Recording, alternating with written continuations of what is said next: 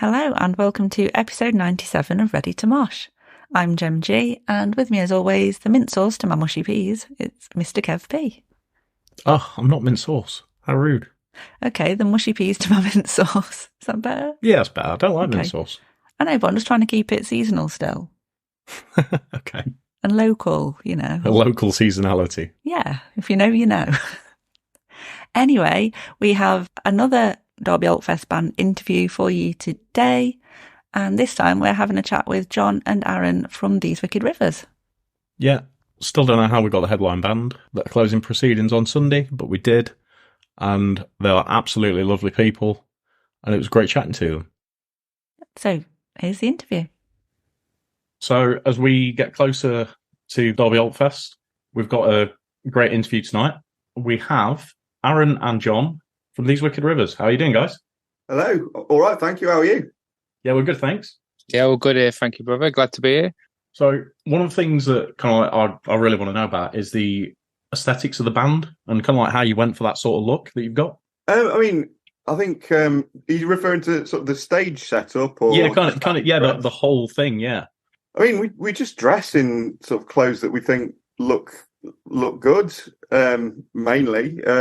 I think when people go out, they just want to dress in nice clothes and look good. So we want to do the same when we're playing. I think for me, and carry on. Sorry to interrupt you, John. I think for me as well, it's you know, John kind of, you know, if anyone meets him off stage, he's quite a quiet sort of understated bloke, but on stage he looks like he's kind of in the zone. And I think the stage get up definitely does take you to a different character, whether you realise it or not. You know, I kind of like the feeling of getting dressed and feeling like I'm about to deliver something, you know, and when you're on stage, I think it helps you naturally perform in that way because you've kind of made that effort to transform into that character a little bit.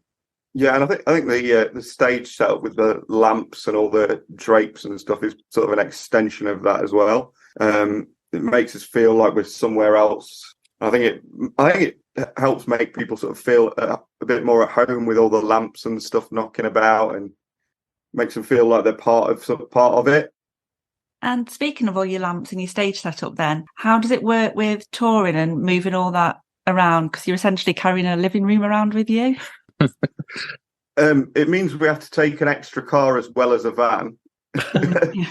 I smashed one once. And that was, and then we realised when I smashed one that we need to make sure that we only have like metal lamps. Like it's a learning process. It's Nana's living room's evolved over a few years, and we've kind of learnt the best way to transport it around. Lots of bubble wrap.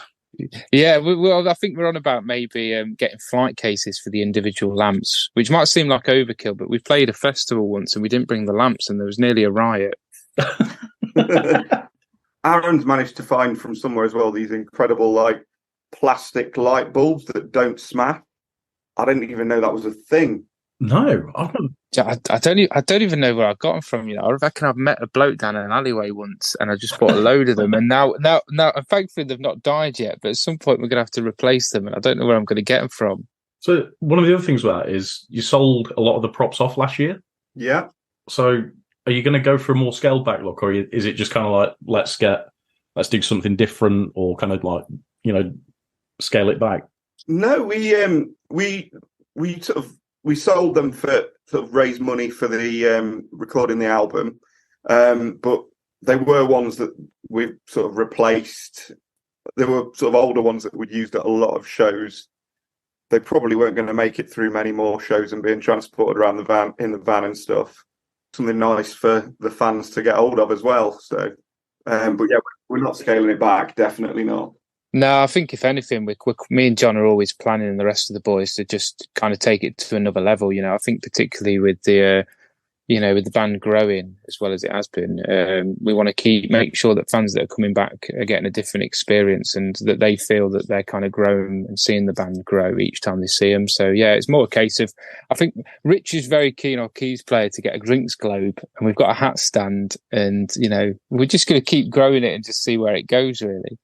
And we spotted that the band have got a Patreon. We've got 2 tiers, and we've seen there's loads and loads of great things on there. Has that been quite popular, and has it been quite helpful supporting the band? Yeah, it's doing quite well. It's been fun, sort of doing the content for it and stuff as well. Me and Rich are going to film sort of another episode of the like little podcast thing that we put up there tomorrow. Yeah, we're just having fun with it, really. But yeah, it's been quite popular. It's bringing a bit of money in, yeah.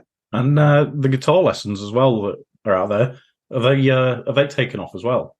Yeah, man, they've been good. Yeah.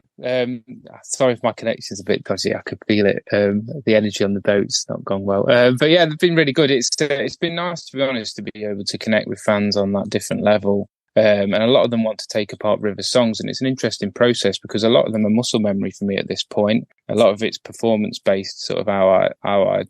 I feel like because I know the songs so well, I can just let loose on stage. So when you have to sit down and take the songs apart, the stuff that I've forgotten that I'd written to an extent. I listen to the song, I think, God, have I been playing it like that for about 3 years? And it would be completely different to what I've recorded on an album. But yeah, it's been really good. It's nice to I teach sort of different ages as well, and that's really cool to see the kind of people's development. And it's also, like I say, nice to see when people first got to know the band and where they're up to with things. So yeah, it's an extension of the Patreon and everything else that we do that connects us to the fans, and we all love doing that. So yeah, it's been really good. Thank you. We saw you opening up at Stone Dead last year, and you're one of our highlights of the festival. Obviously, winning the poll there to get there, how did that feel, and how was the performance for you? Oh, winning the poll was sort of obviously a great feeling. Knowing that enough people cared that much to go out and vote for us for it. But yeah, once we got out on the stage, that was a whole other level of awesome. My favourite gig we've ever done, I think. Yeah, same. The crowd were amazing. Like we felt like they were all behind us, wanting us to sort of smash it, and I think we did a pretty good job of it as well. Yeah, definitely. Yeah, absolutely incredible performance. There were kind of like 2 or 3 bands that stood out, and you were kind of like right at the top. Oh, thank you. No, I really appreciate that. The lineup as well. Yeah, Yeah, it was a really strong lineup. Definitely. Your set kind of like, and the whole Laura was saying about the stage setup just kind of like blew me away. It's like I just was not expecting any of that. No, I appreciate that, man. We went back as kind of because we played the year before. We went back this year, and it was really cool to see so many River shirts in the crowd as well. We was all wandering around, and people kept coming up and saying hello and stuff, and that meant a lot. And to feel that impact that we'd had, it was fantastic. I always remember that gig because it's a bit corny, but I remember playing with the second song we played, Force Nature, and I remember playing the last chord at the end, and I just saw my mum and dad on the hill, and I could just remember playing this chord and then just pointing at my dad. It was just a moment will stay with me for a long time, definitely. And then your latest single, Black Gold, that's been out about a month now. And I know you had a lot of support on Planet Rock for that one. What's the kind of general fan response been to it? Really positive. Yeah. Sort of, we've had private messages from fans sort of saying how much they love it. They're commenting on the video, commenting on the Facebook post about it. It's been a really positive sort of response to it. A bit blown away by it, to be honest, by how positive. Mm. And the new album that's due out on the 1st of March, how far kind of along in the progress of that all being ready are you? We've done all of our bit. So it's in the hands of the label now to get all the vinyl sorted and all of that. There's quite a long lead time on getting vinyls done at the moment, which is why it's sort of so far away at the moment. But we've recorded it all, mixed, mastered, got all the artwork sorted. It's all ready to go, but it just takes ages to get all the vinyls. And is this the first release that you've done on vinyl as well? Is that right? It is, yeah. Our last album was a little bit too long to fit on vinyl, so it would have been like 3 sides, and it just feels cheeky charging people 40 quid for a 10-track album. Lonely Road, I found really interesting because it had a very different kind of feel to me to like the other tracks that you guys have done. What inspired the song and the video? I wrote that sort of during lockdown, really. I've not been that long out of a relationship when lockdown happened, and I was living on my own, just a little bit lonely, really, because obviously couldn't go out, couldn't really see anyone. And that song I just picked up my guitar one day, and that song just sort of happened. Sort of really quickly as well. So it came together. And then we went to this guy, Pav, that shoots music videos, and we just sort of wanted something that encapsulated that sort of that emotion, and I think he did a great job of it as well. I love that video. Just to add to that as well, I think that song in particular, I love it because it's quintessentially sort of John's style of songwriting. Like, I think it's him doing what he does best, and we're quite lucky in the band. We've got all different songwriters, and I like the fact you can hear songs and kind of work out who the writer is behind them. And I think that kind of sums up everything John does well. Yeah, the song in the video, it's really, it just kind of like really hits you. It's so beautifully shot. It's absolutely incredible. Yeah, the Pav, the guy that did it, he's got a really good eye for a nice shot. We've done 2 other videos for sort of coming up with him as well. They're going to come out sort of in the lead up to the album, and both of those as well. Also, lots of really nice shots. And you've got tour coming up in December. I know a couple of dates at least have sold out now. Are you planning on trying anything new or playing any newer tracks for that tour? Yes, yeah, we're going to play everything that's on the new album, which we've been raring to do. But obviously, with the album being so far off and not knowing when it was going to be released, we've sort of held back on that a little bit. But there's definitely some songs that we absolutely can't wait to share with people. Yeah, we've kind of made an effort to change the set list up a little bit, as well as playing new material. We've kind of looked at, because we're now obviously about, this is a second album, so we've got a full set list at this point. So it's been cool to sit back and work out the dynamics of it and how we want to change it. And as we said earlier, there'll be changes to the stage setup as well and how we interact with people. So yeah, we're looking forward to it. Okay, well, what we'll do now is move on to the quickfire round.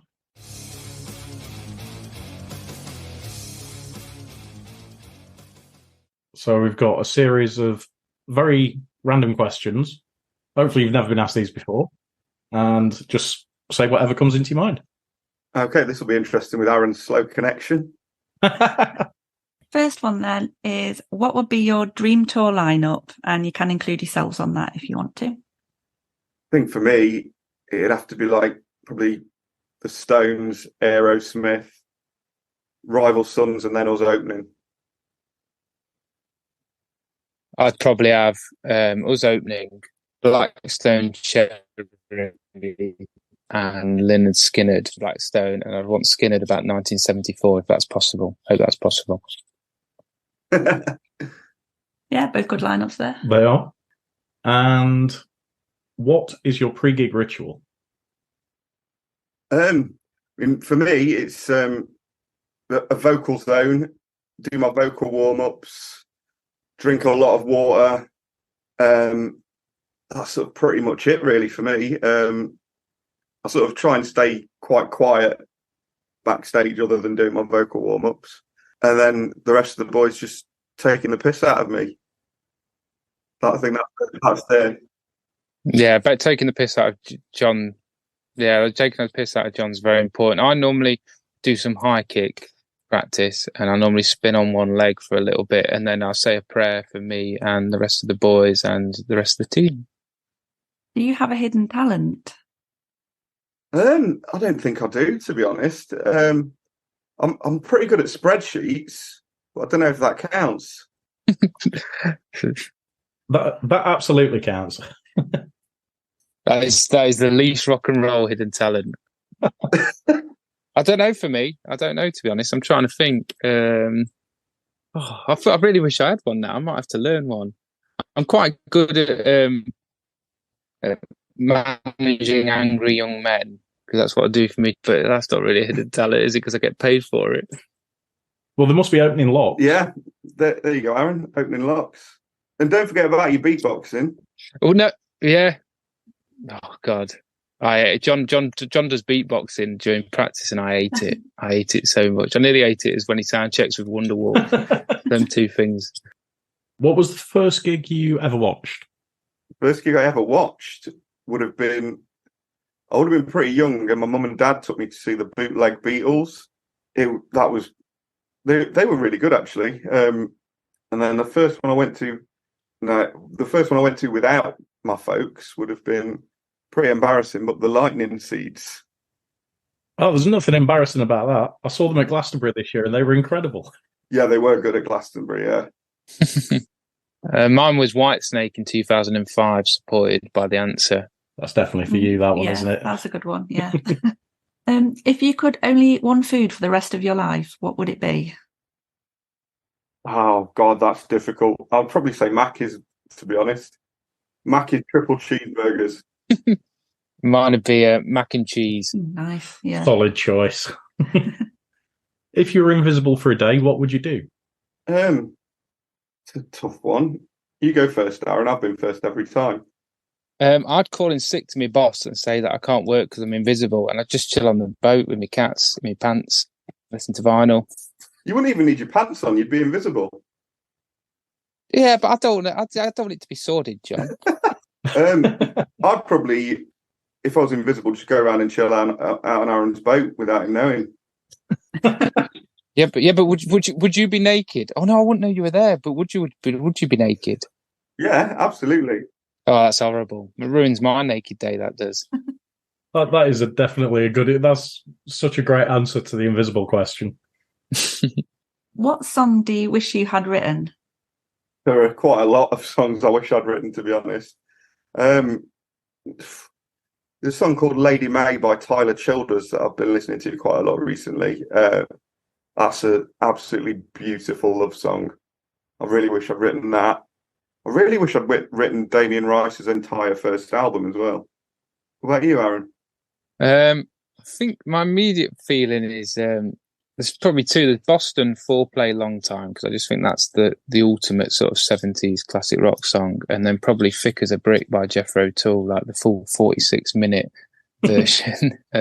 Just because I think I love that style of songwriting, and I think it's just I love the idea. I'd never be able to convince the boys to do it, but I think they're preparing for me to ask. But I love the notion of just having the balls to do that, to be that creative, and to believe in yourselves that much. Final one. Who's the most famous person you've met? I mean, I've met a few just by going out to Rock City quite a lot in my teens, because all the bands at Rock City used to hang out in the club afterwards. So like I met most of Slipknot in there after their show. Stood chatting to one of them for about 2 hours, not realising who he was because he'd not got his mask on. And I asked him what he did for a living. Which member was it? It was Sid. Oh. That was 1999, so no one knew what they looked like with the masks off then. I don't know who mine is. I've been close to celebrities, not like in a weird way. Like I don't hide in the conifers, but like I went to go and see Deal or No Deal for a laugh when I was like 15, and they stuck us on the front row because we were the youngest people by about 60 years. And I was breathing the same air as Noel. I mean, that's probably the coolest one I've got. I've met like Biff Byford out of Saxon and shit like that. I had a piss next to Dizzy Rascal once. So they're probably the top three. Sorry, that's just broke me a little bit. I had a piss next to Dizzy Rascal. Back to the few normal ones now, then, is it?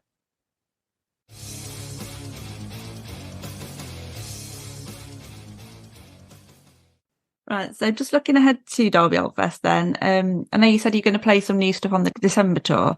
Are you going to be playing any new tracks on Sunday?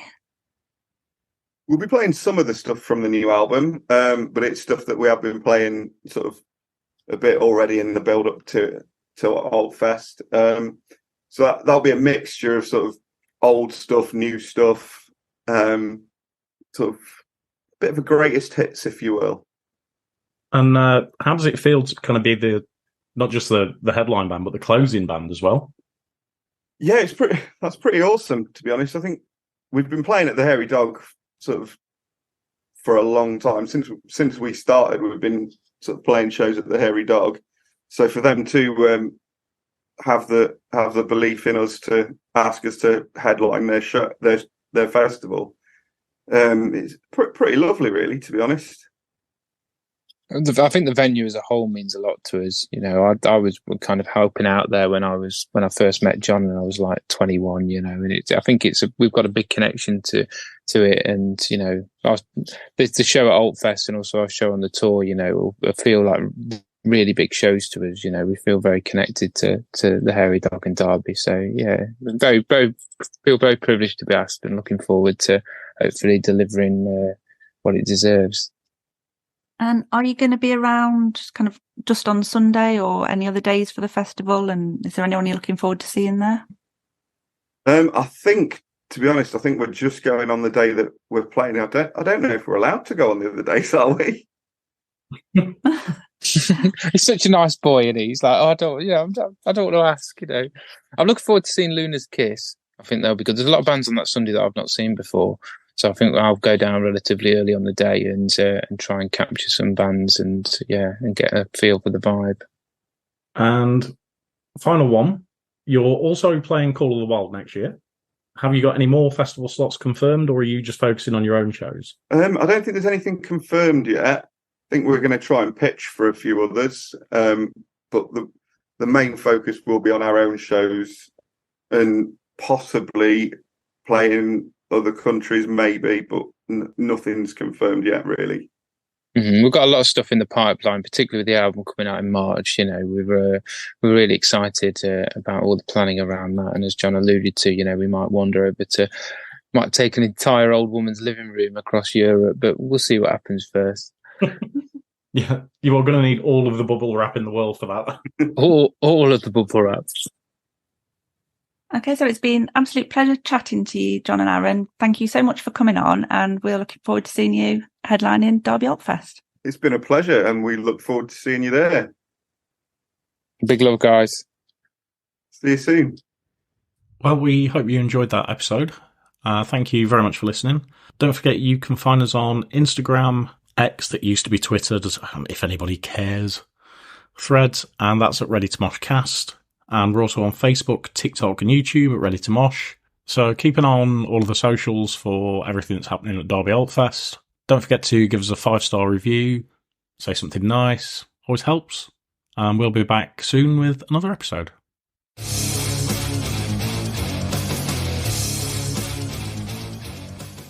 Make it stop, Moog.